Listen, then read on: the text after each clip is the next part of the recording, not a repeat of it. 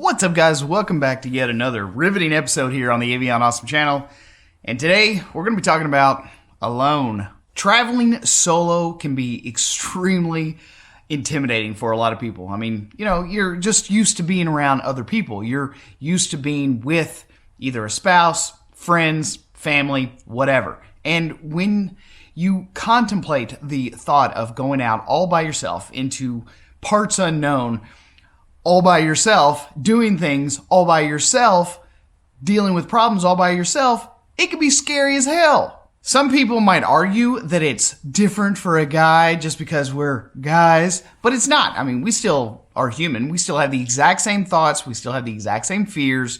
We still have the exact same apprehensions, only we think about things in a different way. But there are some universal truths in being alone while you're traveling, while you're, wanting to go and see new places. And there might even be a few stigmas with not only A, living in a vehicle, but also two, doing it all by yourself. Because granted, it is completely different than the norm. If you're not paired off with someone, if you're not with someone, or if you're not traveling with a family, then people are automatically going to be like, "You're going to be doing a lot of doobie rolling when you're living in a van down by the river."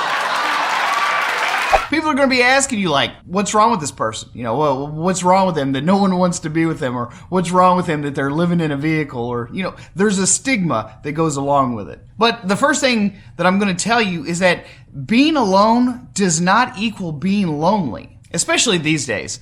We've got a lot of technology that helps us stay more connected. And I think that when you are traveling solo, while social media is horrendous for most things, the one thing that it is really good at is keeping us connected. So your family can, see what you're up to via your videos or via social updates on Facebook and Instagram and stuff like that. But with the advent of Skype, FaceTime, you can stay in contact with people pretty easily these days. So just because you're traveling by yourself doesn't necessarily mean that you have to be by yourself. So the second thing that I would say about traveling alone is that it's going to change you a whole lot. You are going to notice that your habits and your behaviors are going to change quite a bit being alone. I would say mainly because you have to do everything for yourself. You have to take care of yourself. You have to do your own dishes. You have to clean up after yourself. You're going to have to do maintenance and stuff by yourself. You're never going to have an extra set of hands with you. You're going to begin to notice that you are going to change quite a bit. You're going to operate. You're going to function quite a bit differently than you have in the past, because being a social creature like we are, we're used to having certain things done for us, or we're acclimated to that constant, nonstop interaction with other people. So, hey, can you hand me that drink? No, there's no one there to hand you that drink. Hey, would you mind grabbing that tool over there? No, you have to stop whatever you're doing and go get that tool. So it's going to start to change the way you interact with the world around you. And boy, this is the next thing. Does it ever teach you patience? You have to have so much patience in order to get from point A to point B, from task to task. Things are just going to go wrong, and you don't have anyone else there to pick up the slack. So learn patience. And if you can't learn it before you get out on the road by yourself, believe me, it's going to teach it to you very, very fast. You're going to go, okay, just slow down, just chill out. Don't lose your shit, man. Everything's going to be just fine. Keep yourself calm. It's all in a day's work. Be patient. It's going to come. It'll work out. Being alone is also going to help you embrace change a whole lot. If you live in a vehicle and you are actually traveling alone will help you to embrace change. When you live in a sticks and bricks and you've got a set routine, you get up at 7, you brush your teeth at 7:15, you eat a bagel at 7:30, you start warming your car up at 7:45, and you're on the road by 8 o'clock, hoping to avoid rush hour traffic, blah, blah, blah. So you've got a very strict and rigid schedule. And So you're going to have to embrace that change. Change is going to happen. Stuff's going to, be constantly changing. The road, the scenery, the people around you, the road conditions, the weather, everything. You're never going to get just completely into a solid 100% day-to-day routine. And you're either going to love that aspect or you're going to hate that aspect. And being alone, it's also going to teach you to know yourself. You're going to have to know yourself inside and out because you're going to be spending a lot of time with yourself. And if you don't know yourself, if you're not willing to really get in touch with who you are, there's a really good chance you could end up hating yourself. You would be like, I cannot stand the person I am. And when you have no one else around you to distract you from the person that you are, it's going to be a rough time. I'm telling you, it's going to be a really, really rough time. You're going to have to not only learn to understand who you are, but what your habits are, what you like, what you dislike. And like I said, with no one else around there to distract you from your little annoyances, that you might overlook now, it's going to be really, really hard to do that when you're out there all by yourself.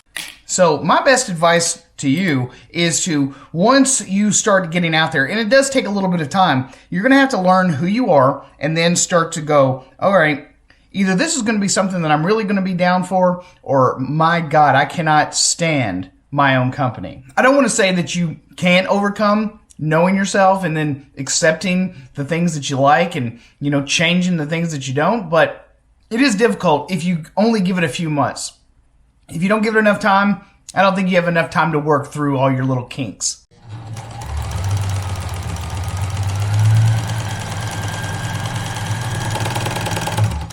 And that kind of leads me to my next thing about being alone, is that ultimately it teaches you to appreciate the challenges. Like this, for instance. I'm sewing new curtains, and I don't really know what the heck I'm doing. So I've been online looking at the manual for this old thing. My mother found some of these instructions that don't even go to this, but it's challenges, and you're going to have them every single day. You're going to eventually come upon something that is going to challenge you, that you've never experienced before. It teaches you to accept and appreciate those challenges, because out of adversity comes growth. When you don't know something, when you come up against something that you've never done before, that adversity, it teaches you to improvise, learn new skills, become more resourceful. Any of those kinds of things really does help propel and push you to new personal heights, in my personal opinion. It's also going to teach you a lot about facing your fears. You don't realize just how many fears or apprehensiveness that you have in your day-to-day life until you start thinking about, oh my God, I'm going to be out there and I'm going to be all by myself. What am I going to do? And as you do more, getting out there and just doing it and doing it by yourself, you start to realize, I was really afraid of all this stuff for absolutely no reason at all. There was no reason I ever should have been afraid. And I think that once you start moving into in making those appropriate steps towards facing your fears, the more confidence that you're going to have, the more confidence in yourself, in your abilities to problem solve and figure things out for yourself and to make things happen. Not just always going, okay, well, this is broke, I guess, my truck's broke, I guess I'm going to call AAA. You don't have to do that anymore. You can go, okay, look, I've had this problem before, I've faced this, particular situation before, I'll work it out. I'll figure it out my damn self. And in that respect, it's going to teach you to be more self-reliant. Yeah, you start facing your fears and you start, you start acquiring the tools, not only emotionally, but also physically. I own more tools now than I think I ever have in my entire life. Mainly because I had a problem and I didn't want to just always hire it out. If you can do it yourself, and it's honestly not that hard. If you're going to be doing this full time, after you face your fears of being out there and living the life that you've always wanted, it's not like it's not going to come with responsibility. It's not like it's going to alleviate you from having to make some tough decisions sometimes. And having the tools to get stuff done and fix all of the little quirks and qualms with your own house, you're going to have to make changes to the way you do things. You can't always just, hey, Mr. Repairman, come and see me or whatever. If you're going to be in some of these remote locations, and if you don't have any way to do it, you're always going to be dependent on somebody else to come to your rescue. And I got to be honest, that sucks. So then you start getting a little bit of experience, with your rig, with overcoming your fears. Well, I mean, that's going to teach you a lot about being self-reliant, being able to take care of yourself, being able to think ahead and to plan for future problems. Once you get some experience under your belt, you're going to start noticing that you've started to anticipate potential problems. I probably shouldn't go to this particular area during this time of year because of these particular reasons. Maybe I shouldn't go down that kind of road. Maybe I should avoid this kind of, area. You're going to start noticing that you're going to anticipate those problems. You are becoming much more of a planner, while at the same time allowing yourself to be open and spontaneous, open to new adventures, open to new environments, new landscapes, new people, new foods. And that's going to be very liberating, because you're going to be like, you know what, I don't really think that I'm going to like this area.